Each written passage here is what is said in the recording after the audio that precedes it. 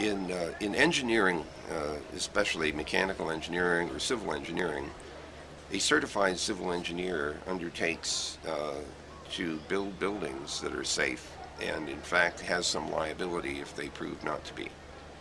We don't have that same liability in the software world, and it's arguable whether we should or not. Part of the reason for this is that it's hard to write software that doesn't have bugs. Um, and, and having a liability for the existence of a bug is a pretty tough challenge, and it might cause people to not want to write software anymore. On the other hand, some kinds of software are so important that you want people to feel a sense of liability. Example, medical instruments that are controlled by software, you want to be pretty confident that there aren't any bugs that would have serious and potentially fatal effects.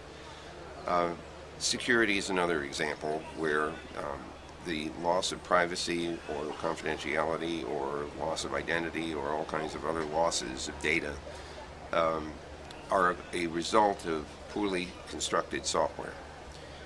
And of course, in the United States, where everybody can sue anybody, you may be liable even if there wasn't any statutory liability, or if you offered a piece of software and said it's no guarantees, you could still get sued in the United States anyway.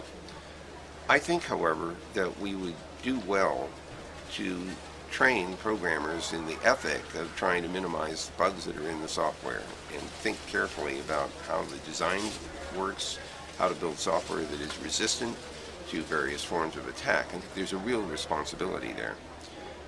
One thing which I have found to be controversial is that I think we should teach programmers who are writing applications for the internet more about how applications can be attacked. So they need to know what the attack vectors are. They need to know, how do you build a virus or a worm or a Trojan horse, and actually show them how to build these things, and then challenge them to build more to attack each other's software.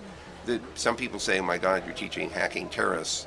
The real answer is, unless you know how your software could be attacked, you won't know how to defend against it. So I think there's an obligation in the software, computer science, and academic world to actually teach people how to defend against these things. It's like reading Harry Potter and Defense Against the Dark Arts.